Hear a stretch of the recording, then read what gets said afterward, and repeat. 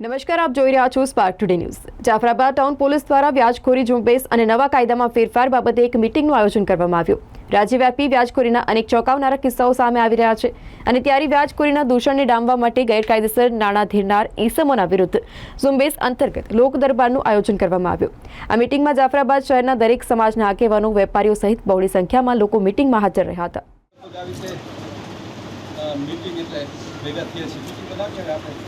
ગમે તે ભેગા થતા હોય છે।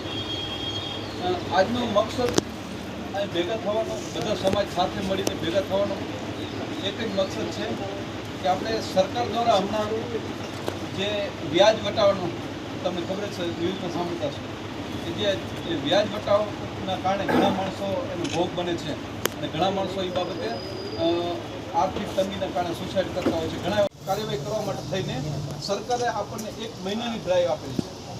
1 મહિના સુધી સતત આપણે એ બેઝ ઉપર કામ કરવાનું છે।